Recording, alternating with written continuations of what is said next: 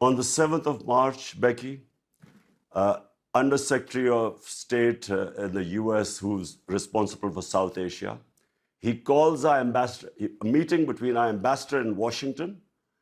He tells our ambassador in an official meeting, there are note takers on both sides.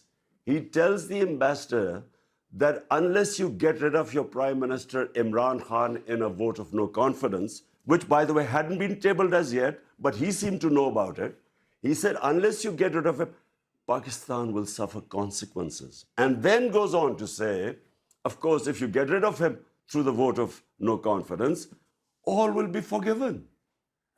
Such arrogance, apart from anything else. By the way, Becky, this guy should be sacked for bad manners and sheer arrogance. Imagine telling a country, an ambassador of a country of 220 million people that you get rid of your prime minister. So this is where it started. The next day, this vote of no confidence is tabled in our parliament. And then follows... Why have you never made this public before? You are being very specific about what you allege was said. Well, Becky, I put it in front of our cabinet. The cipher was read out in the cabinet. There are minutes of the cabinet. Then I presented it in our National Security Council, where all the service chiefs were present. Why did I present them? Because this was a blatant intervention in the internal affairs of Pakistan, a regime change. As Prime Minister at the time, did you get in touch with the US President, with the US Secretary of State? What happened? The National Security Council decided to give a démarche, protested to the US in Pakistan and in Washington. We issued it. This is all minuted.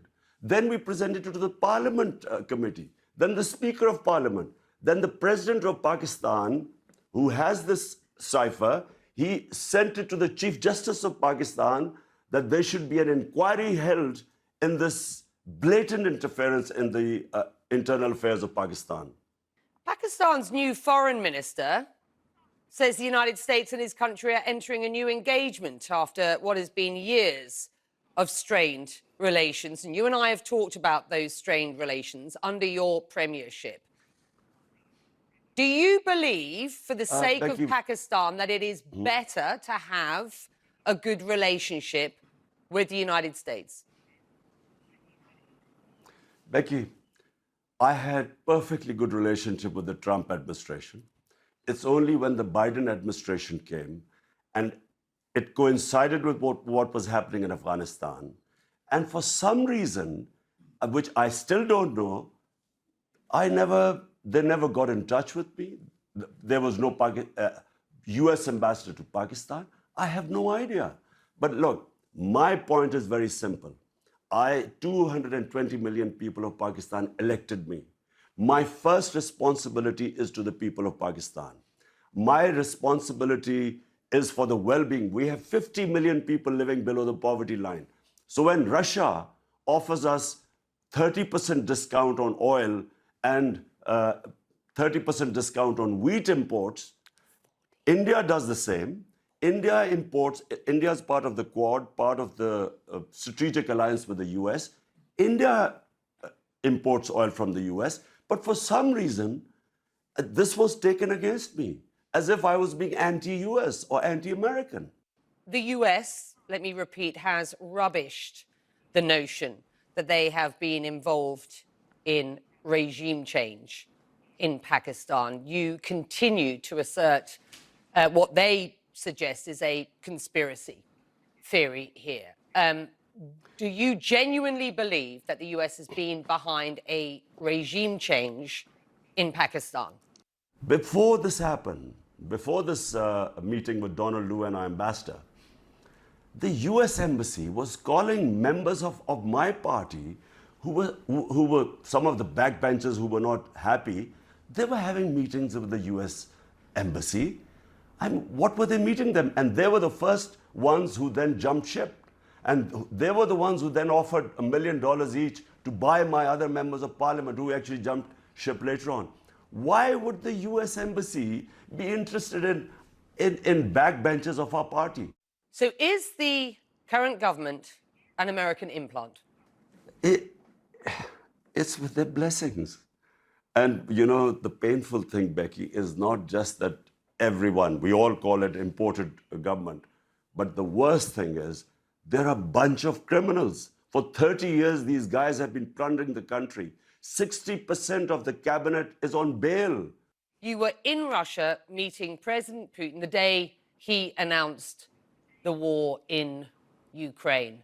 The optics didn't and don't look good, do they? They didn't, Becky, but let me explain to you, this visit was planned a long time back, and all the stakeholders in Pakistan were on board. The military wanted hardware from the Russians. We wanted oil. There was a gas pipeline which was being negotiated for the past 6 years before my government came in. So this trip was planned a long time before. How would I know that the day I land in Moscow, President Putin decides to go into Ukraine? I wasn't supposed to know that. Do you regret that trip now? I would regret if we had known about the invasion and then I had gone in, I guess I would have regretted it, because I do not believe in military solutions. I have opposed all military ways of achieving political ends. So, but I wasn't supposed to know. Imran Khan, will you run again? Will you run again as Prime Minister in the next elections?